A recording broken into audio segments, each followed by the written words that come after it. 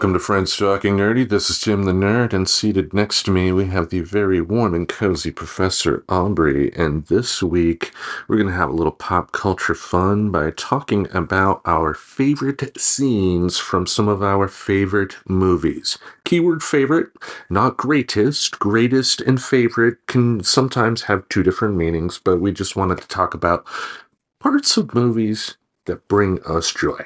That's right. It's fun to be talking about a pop culture subject to be a little more chill than we have been. Well, this will definitely be a great little time capsule because as we record this, we're about a week, definitely a week away. A week ago was the election, so still recovering here now. As to when this episode gets released, it's going to be released in approximately a month from now. So we'll probably be more of fuck you attitude by that point. Yeah, we'll see where we are. You can't predict anything these days. Yeah, what's up is down, what's left is right. I mean, if there is a world that can find the Big Bang Theory funny, there's a world that can do anything. Anyway, There's no end to the negative consequences of that society. I blame that show for everything wrong. But on to something a little more positive here. What we have done this week is under our Nerdy 5 banner, we've taken our 5 favorite scenes from movies, and we're going to talk about the scene in question, and then we're going to talk about why we like it, and hopefully open up some conversation. Are you ready? I'm super ready. All right, how about I start? Please do. Now, this is a film that I ended up seeing on VHS first. That's how old I am, folks. I did buy it, so there is that. It was at a time where VHS tapes were a little bit cheaper, but this scene is, in a lot of ways, just as much of a spectacle as some of the scenes I will talk about later. But it starts off with, you read the Bible, Brett? Because there's this passage that sort of fits this situation. Ezekiel 25:17. The path of the righteous man is beset on all sides by the iniquities of the selfish and the tyranny of evil men. Blessed is he who in the name of charity and goodwill shepherds the weak through the valley of darkness, for he is truly his brother's keeper and the finder of lost children. And I will strike down upon thee with great vengeance and furious anger those who attempt to poison and destroy my brothers. For you will know my name is the Lord when I lay my vengeance upon thee. I mean, that is where Samuel L. Jackson, as we know him today, became Samuel L. Jackson. I mean, that was the birth of motherfucker at that point, too. Say what again? I dare you, motherfucker, and say what one more goddamn time. Like, that was a hell of a performance. Oh, yeah. If you think about when that movie came out, it was a complete reboot for John Travolta. It was one of Uma Thurman's best roles. One of, yes. And, the whole Samuel L. Jackson thing. So it was kind of monumental that. Quite so. Pulp Fiction, easily one of the best films of the 90s. I mean, just the scene, though. What it would have been like to be on set that day, seeing him give that performance. And in terms of spectacle, yeah, it's just a guy in an apartment building yelling at another guy and then shooting him.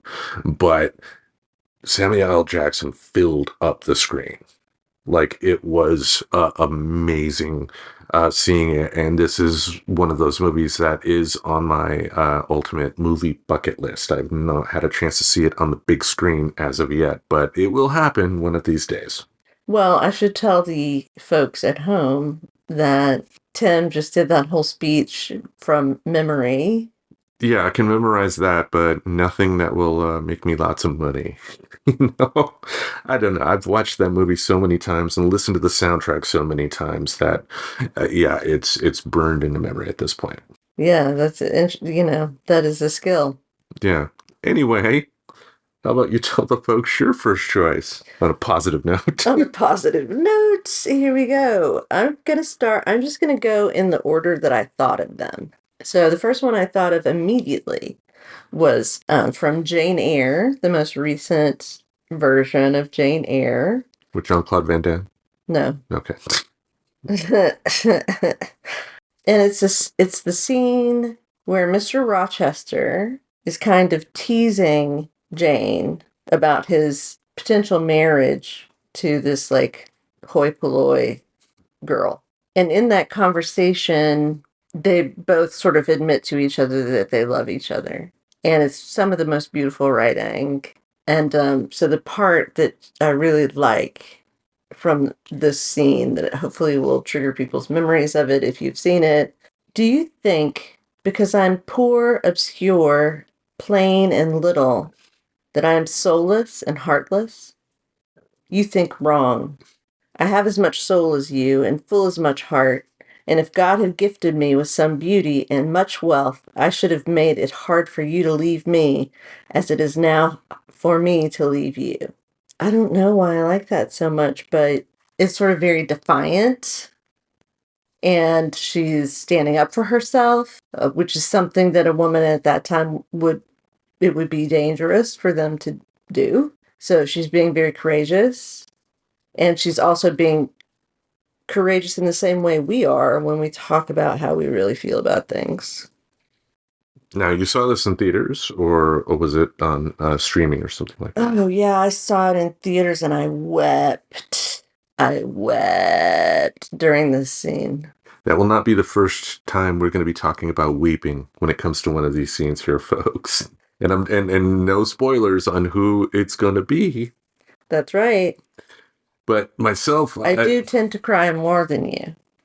Well, I call it crying, but for me, yeah, I'm not. When I watch a movie and I say I'm crying, I'm not like, oh my god, it's so sad, like that. It's just I get a lot of tears going. Mm. Like it's like you get so emotional, just like the tears start flowing and all that stuff. To me, that when I say I'm crying during a movie, that's what's happening. Mm-hmm. Yeah, I'm not like somebody's aunt who gets so crazy at a funeral that they're weeping that they jump in on the top of the casket or something like that. Yeah, well, we don't want to talk about aunts' funerals. Yes. But Jane Eyre definitely is yeah, again, haven't read her work, haven't watched one of her movies, not really my thing, and that's cool. But for me, I would be a fool to not acknowledge her place in literary history, like especially with like you mentioned, the stories that she wrote were empowering to women at that particular time in a way that still speaks to people today, right? Yeah, let me just clarify, though, that this was written by Charlotte Bronte. Charlotte Bronte. Sorry, I thought you said okay. Jane Eyre's the name of the work. Okay. Yes. Okay. Well, isn't there another writer named Jane? Jane Austen. Jane Austen. I was thinking of Jane Austen. Yeah, totally. I know what I'm talking about, people. It's very surprising to me, actually, that it was Jane Eyre that I thought of instead of Pride and Prejudice as the first thought. Pride and Prejudice was the second thought, which we'll get to. But yeah, that scene in Jane Eyre, if you haven't watched that most recent version of the movie, I highly recommend it. It's really good. Yeah, I love the scene where she's taking on the cybernetic organism that is trying to take over the world and has to defeat it. That's awesome. Okay. Anyway, shall I go on to my next choice? Please do. Okay, yes. All right. This is another one that I saw on television, but it was in theaters at one point. I probably, if I remember correctly, it was probably one of those, this week on the NBC Movie of the Week type of deal. Star Trek II, The Wrath of Khan, and really, it's the death scene of Spock. I could also go a little bit further, to the point to where Spock first realizes that, he has to go down to the warp core to, switch some crystals out, which will surely kill him, but give the Enterprise enough power to get out of the explosion of the Genesis device. Right. Then he does that. But before he goes into that chamber, he does a Vulcan mind meld on Dr. McCoy and says, "Remember," because initially Spock was supposed to die, and that was supposed to be it. Mm-hmm. But Leonard Nimoy had so much fun in the movie that they ended up doing that little remember bit to set up number three. But the death of Spock, like once Kirk finally realizes it and goes down to engineering, and then Kirk's like, "We gotta get him. He'll die." And McCoy's like, or it was Scotty who said, "He's dead already." In terms of he's going to die soon. Mm-hmm. And then that's just that iconic scene, Kirk and Spock through the glass partition talking to each other one last time, and Spock stating, "You are and always shall be, my friend. Live long and prosper," and just passing away like that. Like, if that were the end of Star Trek and there was nothing else Star Trek related that came after that, that movie, that scene, and everything in that movie would have been one hell of a way to go out. I mean, that movie captured the spirit of the show, but was able to present it on a big screen. Mm. I take it you're not a fan. No, I like that movie. And why I'm saying is what you just said was that it was like putting the TV show on the big screen. I often find the TV show to be like ridiculous and funny, which this movie is not.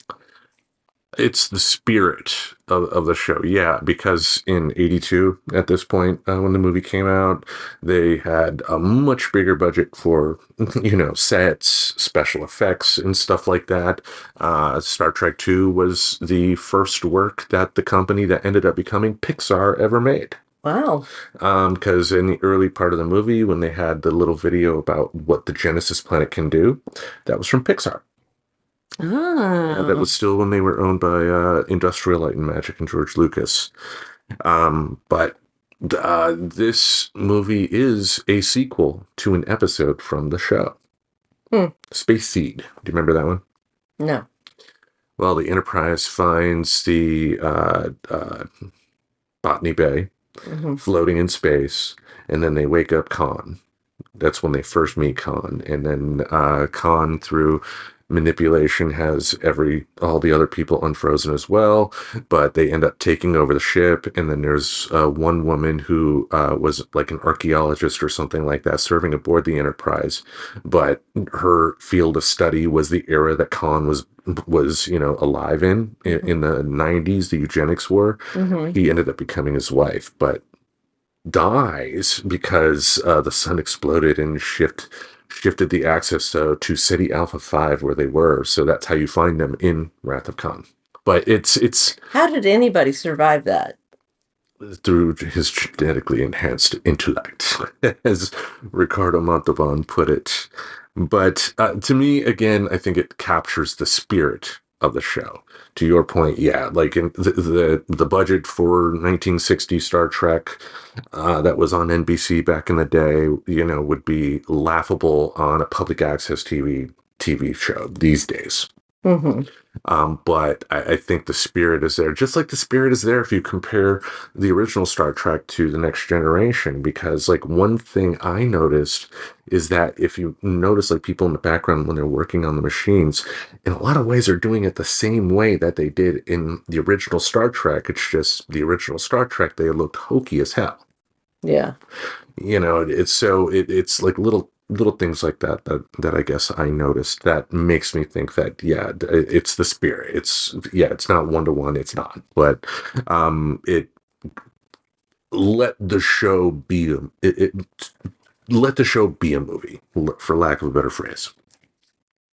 Yeah. All right, what is your next choice? Okay, so my next choice, as I hinted, by saying it outright, is from the Pride and Prejudice. Spoilers. And it's the scene at the very end of the book. It's not the last scene, it's the second to last scene, when she wakes up realizing, because she was visited by Mr. Darcy's aunt the night before, that she had reason to hope that Mr. Darcy was in love with her. And Mr. Darcy had the same conclusion. And so they both go out walking early in the morning to think about these things. And it's a beautiful morning in the English countryside. And they run into each other on their walk and admit their love for each other and make out. So that's my favorite scene from probably my favorite movie. Have you seen that in theaters? Oh, yes. Okay. I've seen every adaptation of it. I take it you're a fan. Yeah, I've seen every adaptation of the actual book, and I've seen probably all of the little spin-off ridiculous things like Clueless? I have Pride and Prejudice and Cats. Oh, okay, what you mean? You know what I'm saying? Like there's zombies. I thought you were talking about like the adaptions. Wasn't Clueless based on that? What was Clueless inspired by? No, Clueless was inspired by it. I mean, there's tons of movies and TV shows that were inspired by it. Mm-hmm. It's a classic story. I mean, Kind of like Shakespeare, right? exactly. Exactly. Yeah. Haven't read it myself, and believe it at that. Not much. You would not enjoy it. Yeah, yeah. No fighting, no explosions, no Bond There's no riding a tank through a dueling. wall, no. Hello, Mr. Darcy. I challenge you to duel. Pip pip cheerio. Say no more, say no more. I don't know. Any other thoughts from Stone Cold Jane Austen? Well, I mean, do you have any questions? Not really. Imagine if I had to read this in school, Right, what would you have done? Would you get the Cliff Notes and not read it? I probably would have well, if we're talking like high school, I would not have had a choice but to read it. If it were like today and I was in class, like high school today, I would probably just like get the movie. Is there a 90-minute version of this? Great. Take notes from there, The adaptations, and having read the book as many times as I have, and having seen all the adaptations, I can say that they're all different. None of them is 100% true to the book. Like classical music. Exactly. Different variations on Beethoven's Fifth. Yeah. All right. Shall I go on to my next one? Yes, please. I did forget to say on my second choice, I did see it in theaters for the 35th anniversary. Star Trek Cool. II: The Wrath of Khan, so that was cool. This movie here, spoken of before, and this is one I've seen in theaters thanks to the special editions, and it's a scene that helped me name a child. Luke, you do not yet realize your importance. You've only begun to discover your power. Join me and I will complete your training. With our combined strength, we can end this destructive conflict and bring order to the galaxy. I'll never join you. If you only knew the power of the dark side. Obi-Wan never told you what happened to your father. He told me enough. He told me you killed him. No, I am your father. Every time I watch that, I get chills. Whether it was watching it on the big screen, watching it on video, just watching that scene, period. Like, it was a brave choice. It was also acknowledging the fact that these were inspired by 30 serials, so it's meant to be melodramatic, but they made melodrama high art, if that makes sense. Yeah. And like you were saying about Pulp Fiction being the when Samuel L. Jackson became Samuel L. Jackson, it's sort of this, and that particular voice, this is a very special voice as well. James Earl Jones, yeah, who, as we know, recently passed away. But as we mentioned, when he passed away, we will continue to hear his voice in new adaptations of Star Wars because he signed his voice likeness over, I guess, for perpetuity or something like that. I'm sure he did it to, give his family a nice payday, which, at least he gave his consent, right? Mm-hmm. Yeah. I mean, at some point, what does he care? Why not, do something that he wants to do while he's alive rather than. Yeah, exactly. But if you do get a chance to see this movie on the big screen, if they do have like a re-release nationally, or if you live in a town like Portland, Oregon, and have independent movie theaters that do show some stuff on occasion, definitely take advantage of it because this is one of those movies that is meant to be seen on the big screen. With the technology we have today, we can get great quality at home as well, but there's just something about like 20 to 50 feet movie theater screen Mm-hmm. and having the sound, completely envelop you as you watch that is just amazing to see. But just, you know, great popcorn movie making at its best. Definitely. Yeah. All right. What is your next choice? So my number 3 choice is the last scene in Casablanca. I've never seen it. It is so good. It's the scene where they're walking through the mist away from each other. Here's looking at you, kid. Yep. Yeah. Here's looking at you, kid. And that's the last thing he says to her. It's one of those movies that I think kind of like Citizen Kane has been like spoofed in comedy so much. Like a lot of most of the plot points of Citizen Kane you can pick up in episodes of The Simpsons, and I think the same could be said just overall through since the movie was released for Casablanca as well. So like the major points, the major beats of the story I'm aware of. So it's not like I'm completely naive like a Jane Eyre movie. you know? Yeah, I mean, but didn't the fact that, later artists that you enjoyed took inspiration from these things? I can respect that while still not having a real desire to see it. Now, having said that, I want to make it very clear: Casablanca is not on my list of movies that I intend to never ever watch. If I happen to see it, then great. I'll see what happens there. And I don't mean to be sarcastic there because there have been plenty of times where I've given an older movie a chance and have been quite surprised. Like I remember when I was in my 20s and I was over at somebody's house, like house sitting or something like that. And they had a VHS copy of Singing in the Rain and there was nothing else on TV. So I was like, fuck it. I hated musicals and I still generally do, but when they are as well made as Singing in the Rain, I'm going to be there front row and center, cheering my ass off, so it could definitely be a situation to where I watch it and, fall in love with it. And yeah, Humphrey Bogart definitely is one of the actors that helped define a leading man in the type of movies I like to watch. Yeah, I mean, they're all very influential films. So you should watch it, Tim. They had the chance to be first because they were so early on in the history of movies. But the fact that they are still, pretty widely seen compared to other films that came out, during that era as well, speaks to their quality, right? It's like we know Mark Twain books from the 1800s. Do we know the number 2 on the list? Someone else. You get my point. I mean, I'm sure you could come up with a name, but it's like there's a lot of chaff amongst the wheat, right?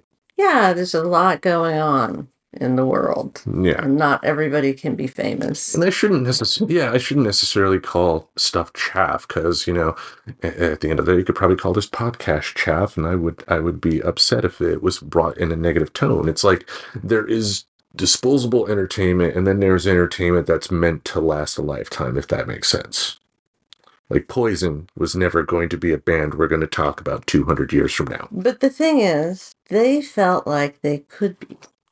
I get the impression like they didn't want to be the next or the best, or they want to be the best version of themselves. And it's like maybe they were that naive because that was naive to think, but they still making money.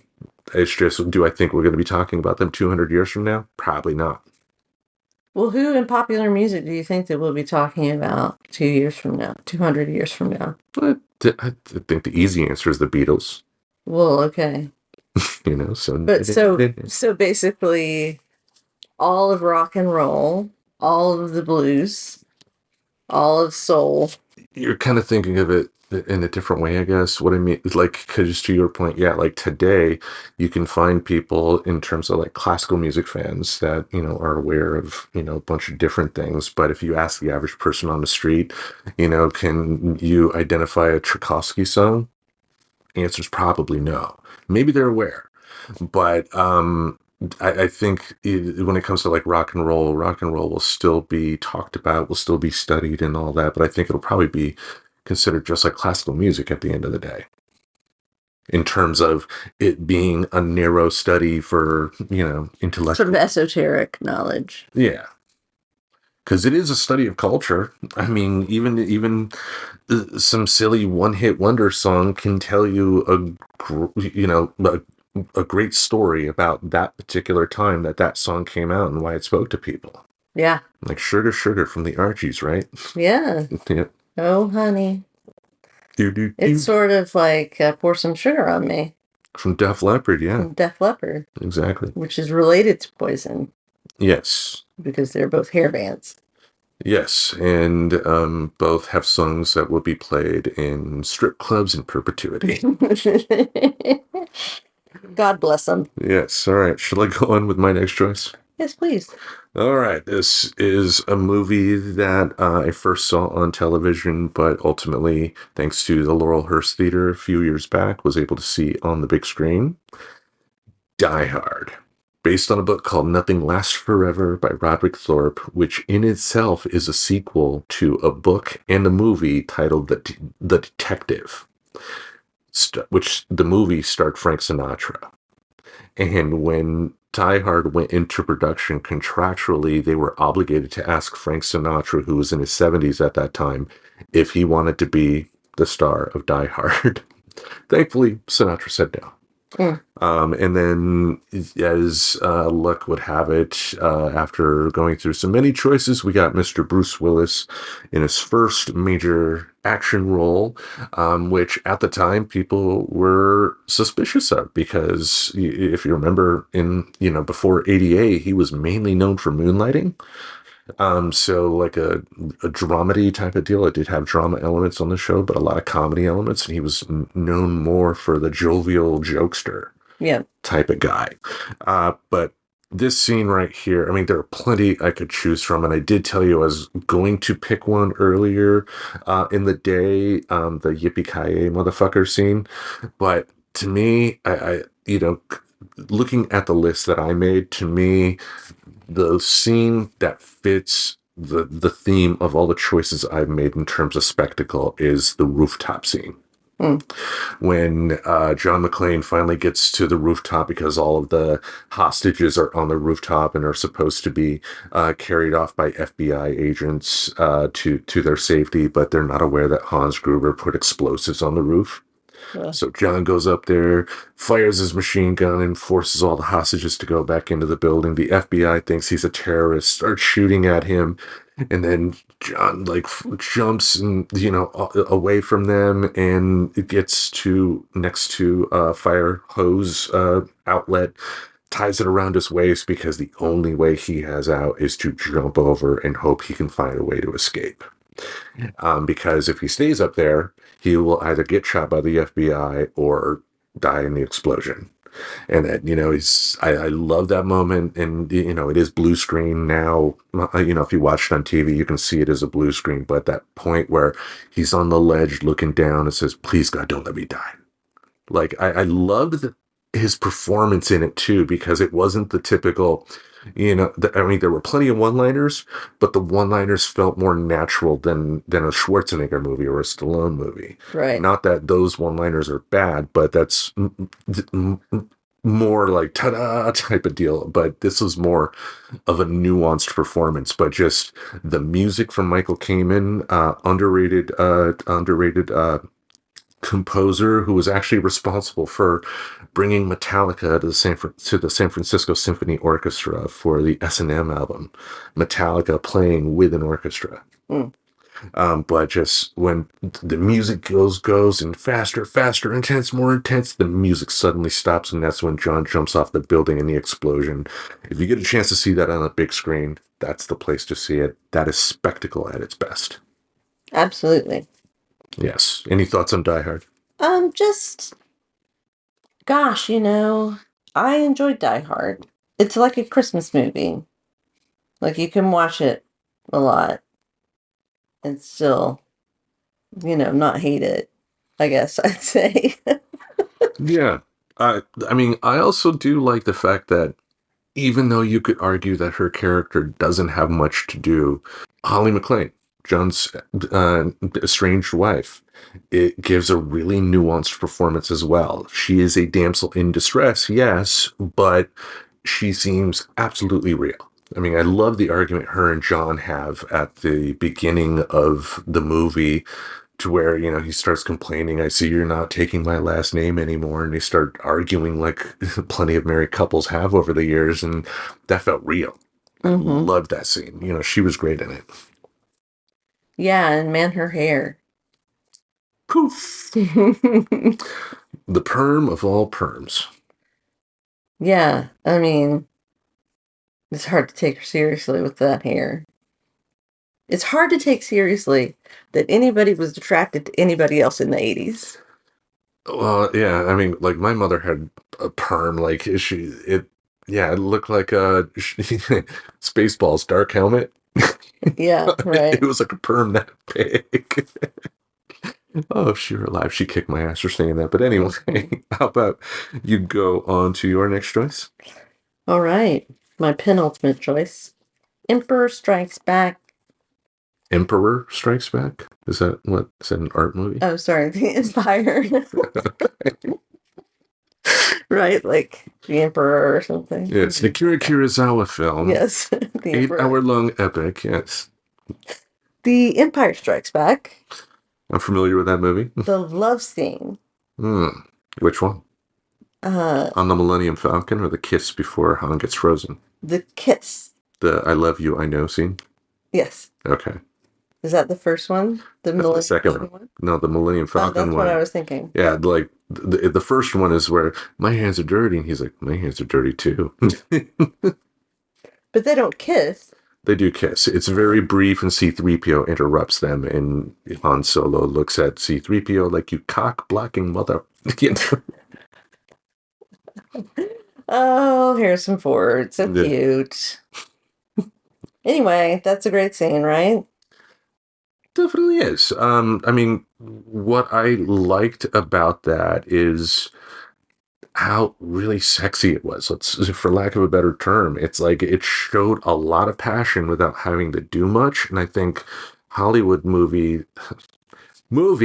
Hollywood movies tend to be lazy a lot. Like I brought up this example before of the movie Desperado with Antonio Banderas about the mariachi in Mexico. It allows Antonio Banderas to shoot a lot of people. So great movie there. But halfway through, it's also Selma Hayek's first American movie, I believe. Mm-hmm. And like halfway through, there's a love scene with Antonio Banderas and Selma Hayek, and they look like two beached dolphins when they're making love. It just looks odd. And yes, for the heterosexual males out there, Selma Hayek has her shirt off. Great, I guess. But like, and believe me, I am not a prude here. It's not that I don't like that type of entertainment in an appropriate way, but just Hollywood love scenes just are just so damn lazy because they don't let the audience member, because Hitchcock had the right idea. The audience can think in their head things much worse than what the director can give them. So the director should be going out of their way to let find ways to make the audience come up with something in their head. Mm. And I think with love scenes, the ones that last for minutes on end, where it's two people pretending to have sex, it's boring. I just never like it. But the reason I bring that up is that with Han and Leia kiss, even though it's just a smooch at best, no tongue, um, the passion, right? Yeah, I mean, it's the culmination of a lot of slow burn, right? Exactly. Exactly. And it again, to me, it's like I would much rather have stuff like that happen in movies than the 10-minute love scene.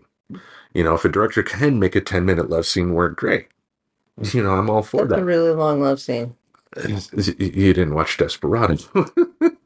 Not 10 minutes, but just way too damn long. Yeah. Yeah, anyway. Well, I'm glad you like The Empire Strikes Back too. Did you see that in theaters? Oh, yeah. Uh, I saw them all in theaters. the original run or special edition? The original run. Ooh, I remember going to them. as a kid, yeah. Yeah, as a child. It's one of the few memories I have of when I was that age going to a new home. Because they had, I lived on an Air Force base and there was a movie theater run by the government. And we could go there in the summer. They had free matinee movies for all the children. And you could just go there by yourself. And Like Jimmy, ride your bike down there, get off your bike, like when you were 7, which was like way cool. yeah, Anyhow, yeah, I saw them at the matinee, at the free matinee. yeah, Because they were all big summer movies. yes, they were. And that's the thing too. Like I forgot that this was the case, but it's true. That was still in an era to where they would, because it was before home video, they would occasionally re-release them as well Mm-hmm. in theaters, like every couple of years if something was really popular. But not something they do as much these days. But I think with movie theater attendance dying, I am seeing more and more like the Phantom events where they do show old movies for like a day or two or something like that. But all right, shall I finish things off? Well, Unless you had any other thoughts on Empire Strikes Back. do I have too many? One, No, two, three, I four. went through 4. That was your 4th. You should have one more. I have one more. So I have one more as well. Oh, okay. Yes, that wraps up that discussion. Mm-hmm. Let's go on to the next one. I thought you were saying, does that wrap up everything? No, no, no. We're totally professional here, folks. Well, the theme so far on my list are I really like the scenes that just really throw a spectacle at you, whether it's spectacle of emotion, spectacle of special effects. Just I love to be overwhelmed, and that's a great, in a good way, when you're watching the movies. It's just even though I have seen some of these movies in theaters, it was well after the fact of their original release. Like I've always wondered what it would have been like to be in the audience for The Empire Strikes Back on opening night and hearing the "I am your father" line for the first time. Mm-hmm. Actually on YouTube, somebody actually did record some audio from that Oh, wow. in an audience, and you could hear people like, "Oh my goodness!" Like you hear people talking like that in the theaters. But it's like I never had a moment like that until Avengers Endgame and the portal scene. Like being in a theater to where the audience starts erupting in cheers and shouting and tears for superheroes fighting, like say what you will about the current state of Marvel movies, but the fact that they were able to get people around the world that hyped for a movie to where they were cheering like it was a sporting event, like bravo to them. And for me, like the music, amazing. The guy who did the music for Back to the Future, I can't think of his name right now, but that's the same guy who did the music for Avengers Endgame. But I love how the scene in question, the portal scene, kind of essentially starts when you see Captain America at his lowest. Like Iron Man and Thor knocked out, his shield's broken in half, and he's facing off against Thanos and his entire army. But then you hear a little static in the radio, and like, "Cap, it's Sam. Do you read me?" On your left, and then that's when the portal started opening up, and get a little emotional now just thinking about it. Just like everybody coming out at once, the music starts getting more hyped, and then the dun dun dun dun dun dun dun dun, dun that type of deal. And it was kind of orgasmic in a way, for lack of a better term, once it got to Steve Rogers when he what we as Marvel fans wanted to hear the Avengers say, "Avengers Assemble." We Mm-hmm. had been waiting all up to that point, and then once he said it, the audience goes nuts, and just what a hell of an experience. And I never ever thought I would see a comic book splash page on a movie screen. The scene where you see all the Marvel heroes running and then they do the quick turn and then you see it's I can show it to you if you want, but it's like what I mean by the splash pages. Usually for big event comics, like you will notice like at the halfway mark, where the staples are in the Uh-huh. physical copy, Uh-huh. instead of separate panels, it'll be like one big, scene where all the heroes and all the villains are running at each other, Uh-huh. and just being able to see that was amazing. Like, I had my moment. Yeah, I was there opening night. that's nice. I've had similar experiences. Lord of the Rings, if you went to the midnight open shows of that, I mean, it's the same thing. Like people were just so attached to those dwarfs and stuff. Frodo! That's right, Frodo. Frodo Baggins. Anyway, so yeah, I know what you're talking about, that sort of thing. The Harry Potter movies as well. Nice. I mean, the movies are a great art form, and I hope everybody out there, whether you like movies with spectacle or little dramas with just a few people or something like that, I hope if the big takeaway from this episode, I hope everyone takes is I hope you have a moment like that for a movie you love. Oh yeah. Yeah. Well, how about you end your list? Okay. The last one on my list is from the Lord of the Rings. Ooh, spoiler! All right. Spoiler. Which one? Which Lord of the Rings? The second, The Two Towers. the Two Towers, exactly. When the kids go through the mines of Moria and the Balrog, the huge demon Mm. that lives down in the mines of Moria, is coming up to kill them. Oh no! And it's before they just hear something is coming. And the characters are wondering what's happening, right? And then they take off running, chased by this thing we haven't even seen yet. And they run and run and run and run till they're on this staircase that's in the middle of, a falling apart mine shaft. And the wizard turns around, Gandalf, and does the whole "you shall not pass" thing. That's at the end of the first one, Fellowship of the Rings. God damn it! Ow. It was it's the very end of the first one. Yeah. Well, that made me think it was in the second one. Yeah, the second one, Gandalf comes back as Gandalf the White. Right, right. Yeah. Yeah. But I never read the books. I did see the movies in theaters, not on opening night, but Well, now I've done it again. I love it so much. I love it so much I don't know anything about it. It is so hard because you know everything about everything. But don't beat yourself up because you just explained the scene. Yes, you mistook which specific movie it was from, but obviously you explained the scene. So yeah, I corrected you. We stand corrected. But that visually, like that's the thing with me in those movies. I did see them. It's like I felt like I had to Mm-hmm.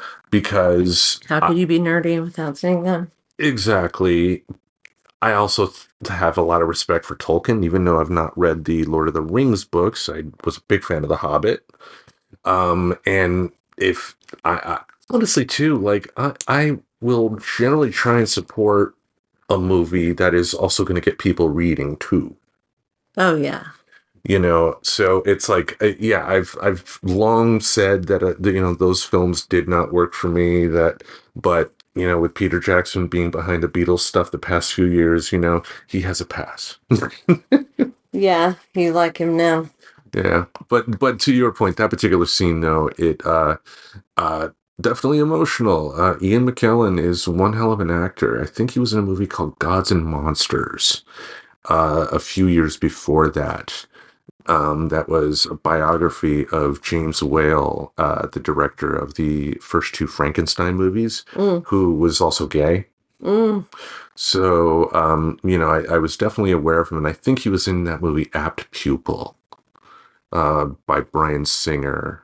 Yeah, Bryan Singer's not a good person. So, but yeah, I was definitely aware of Ian McKellen, so I knew he could give that gravitas, performance, and what a hell of a scene. Even though it's not one of my favorite movies of all time, it was a hell of a scene. I will say that.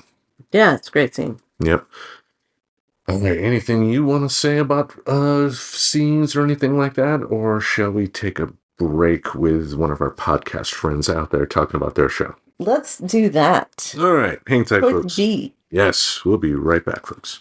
This is Take on the World with Johnny and Mike. And, people always ask me, hey, you got a podcast? What's it about? I don't know. You ever want to cut your fingers off or learn about a sharp knife? We could tell you that.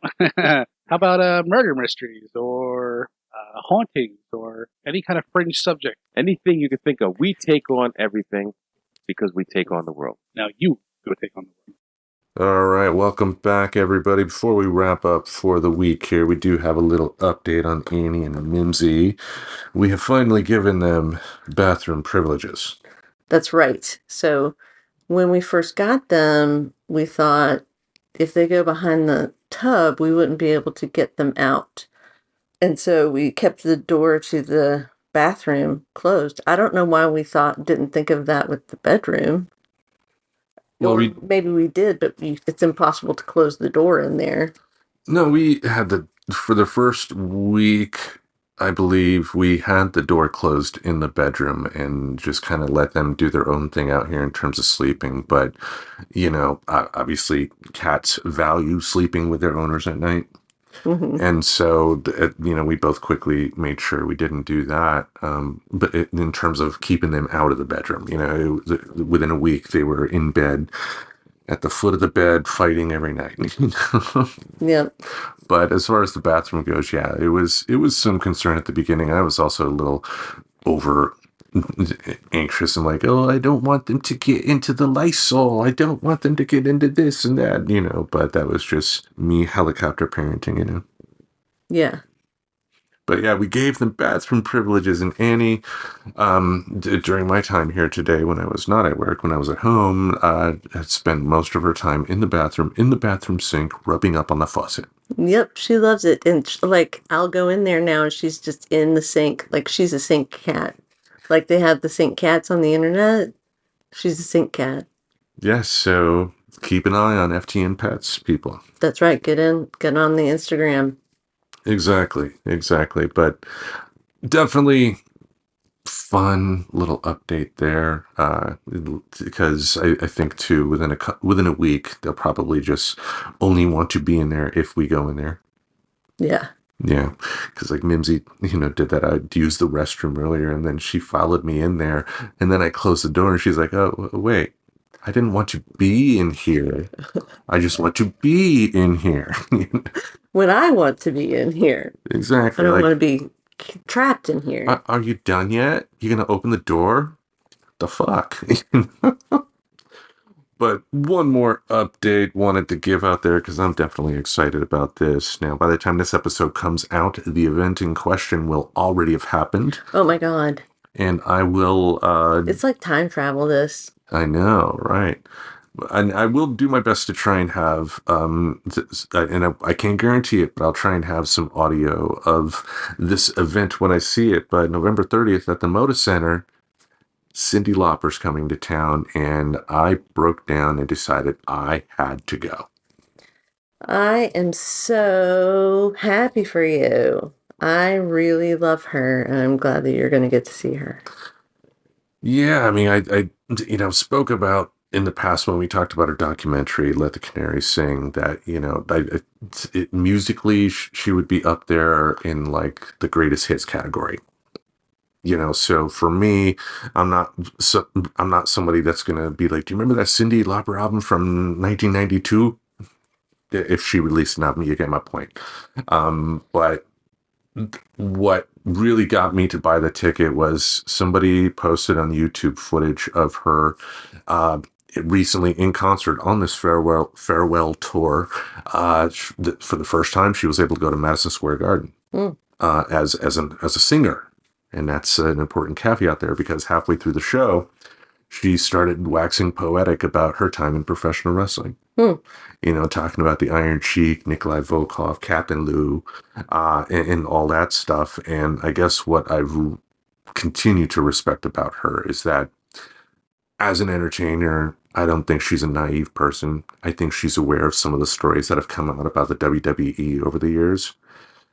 But I think she does see the value of the idea of professional wrestling, I guess, and the fact that her involvement in it, even if it brought like a tenth of the people along in terms of like agreeing with her and her views, was worth the time. It reminds me of, Lady Gaga talks about the people that follow her, and everybody's, people love Katy Perry, right? There are these people who love every artist. And I think these, people who become famous then are really loyal to their first audiences. So, for a lot of stars, that might be that they had the LGBTQ plus audience, and that was the first audience they had. And there will always be a special relationship between those stars and their first fans. And Cyndi Lauper has been quite open about stating that the avenue of entertainment that helped break her was professional wrestling, because MTV was not playing Girls Just Want to Have Fun. It was the WWF helping push it because Captain Lou Albano was in the video and getting Cyndi involved in the actual storylines. That helped pique interest, which led to MTV, The War to Settle the Score. It was a special wrestling event that they had on MTV. Whoa. Where like Andy Warhol was in the audience. They interviewed him. Mean Gene Okerlund interviewed Andy Warhol at one point. Danny DeVito and Joe Piscopo were there and everything. But the War to Settle the Score is the event that led up to WrestleMania. So it's like WrestleMania occurred because of what happened at the War to Settle the Score, but it was, Cyndi Lauper was there first and foremost. Like, like I said before, when I talked about her involvement in wrestling, like in a lot of ways, she helped show people, 20, 30 years before the general public wanted to listen, that women can have entertaining storylines as professional wrestlers. Mm-hmm. Imagine that. Yeah. So she is a trailblazer in a lot of ways. And honestly, too, I think back to the mid-90s when I had a chance to see Ray Charles in concert in Grand Rapids and passed. It's like, I don't want to do that. Even if it's somebody that I won't ever proclaim to be the absolute greatest, biggest fan in the world for, like if they're a legend and you get a chance to see them. Absolutely. Yes, and what I'm hoping, and we'll find out, is I guess a couple of days ago on November 10th, she had one of the tour stops was in Atlanta, and she had surprised guest Chaka Khan show up. Yeah, I mean, how incredible would that be? Like, oh my God, it's Chaka Khan. And that would be cool if she did show up to the concert I attended, because then she would be the first person from the Blues Brothers that I ever saw live. Oh, wow. She was in the choir at the beginning of the movie. Cool. Yeah, the more you know, people. There's a reason why I'm poor, anyway. Any other thoughts on Cyndi Lauper? No, just I'm glad you get to go. It'll be fun. Yes, definitely excited for that. But anything else you want to say to our friends at home, or do you want to wrap things up for the week here? Let us wrap things up for the week, I'd say. Well, hey, with the film theme, that's a wrap. Each Monday, we'll have something in this podcast space to entertain your ear holes. Until we meet again, we bid you adieu. So long. Yippee-ki-yay, motherfucker. Subscribe to Friends Talking Nerdy on YouTube Music, Apple Podcasts, Spotify, or wherever you listen to podcasts. Goodbye, darling.